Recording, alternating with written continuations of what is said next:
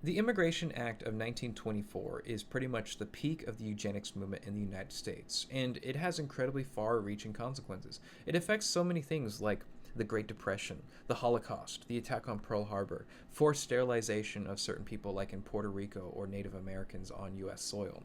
Other things, too, such as the situation in Gaza right now, is directly influenced by the Immigration Act of 1924. The goal of the law was explicit: to preserve American homogeneity, and it was believed by eugenicists at the time that if American citizens were to mix and have children with immigrants from the wrong races, then they would create a population of feeble mindedness. Well, you might be wondering who were considered the wrong races. Well, immigrants from Asia primarily, as well as Africa, as well as Italians, Jews, Eastern Europeans, Slavs, or people outside of specific parts of Western Europe. The law essentially banned immigration from Asia and Africa with very few exceptions, and when it came to immigration from Europe, they established a cap of 165,000 with different percentages given to different countries based off of an outdated census from 1890. And this was very explicitly done, so that the immigration that would come from Europe would be coming from very specific countries because they were considered genetically superior. For example, from 1901 to 1914,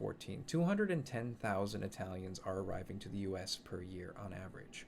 But in 1925, the first year of this law taking effect, only 3,800 Italians are allowed to immigrate. In contrast to this, 51,000 Germans are allowed to immigrate, and 34,000 British people are allowed to immigrate. What are the consequences of this law? Well, immediately afterwards, the US economy starts doing worse, specifically in mining and agriculture, but the US also becomes less innovative as a whole. There's also this immediate rift that's created with Japan. The US and Japan were incredibly close allies before this, and they actually would allow the Japanese Navy to patrol Hawaii during the First World War.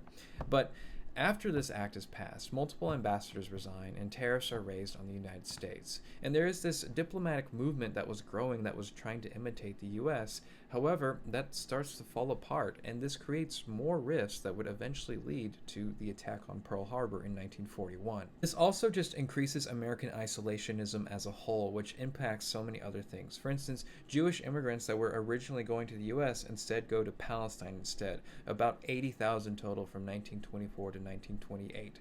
There also results in multiple cases like when Jewish refugees fleeing the Holocaust would come to the US in the 1930s and 40s, being turned away as a result of this law. The law itself establishes scientific racism in the United States legislature in ways that are still around today. It leads to things like the Buck v. Bell decision, which has never been explicitly overturned, which allows the government to forcibly sterilize thousands of Native Americans, Mexican Americans, Puerto Ricans, or people simply considered undesirable against their will. And the law itself remains in place until 1965, when Lyndon B. Johnson signs the Immigration and Nationality Act, a law that would eventually allow my own grandfather to immigrate here in the 1960s.